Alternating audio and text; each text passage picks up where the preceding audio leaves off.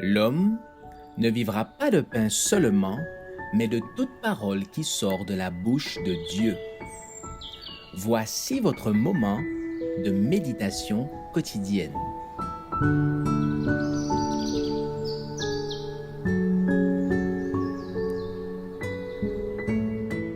Avec Dieu chaque jour.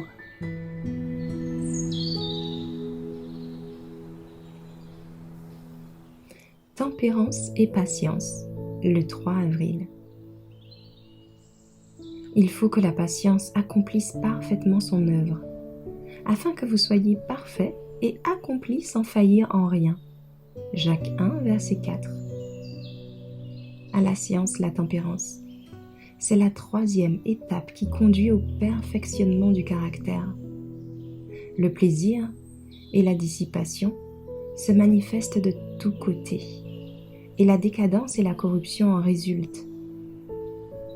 L'intempérance fait dégénérer mentalement, moralement et physiquement les habitants de notre terre.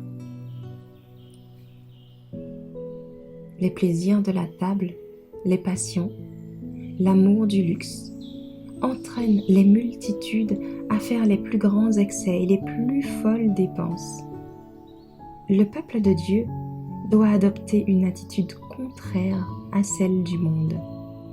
Il doit entrer en guerre contre ces pratiques coupables, renoncer au plaisir de la table et tenir assujettis ses mauvais instincts. C'est nous qui devons sonder les Écritures et mettre nos habitudes en harmonie avec les enseignements de la Bible. Joignez à la tempérance la patience. Le besoin de devenir tempérant se manifeste au moment où nous essayons de franchir cette étape. Il est presque impossible à une personne intempérante de faire preuve de patience. Certains d'entre nous possèdent un tempérament nerveux, pensent et agissent rapides comme l'éclair. Mais ne croyez pas que nous ne puissions pas apprendre à devenir patients. La patience est une fleur qui se développera rapidement si nous la cultivons avec soin.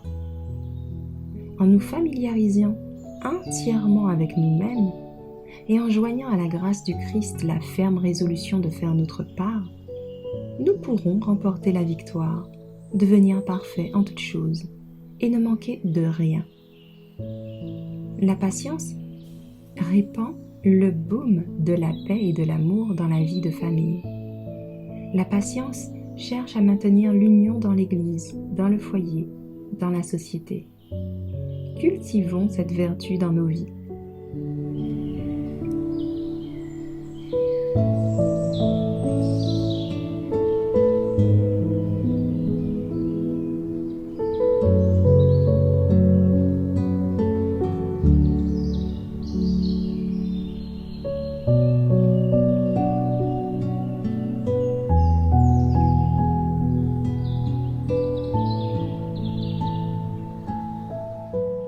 Merci d'avoir écouté cette présentation.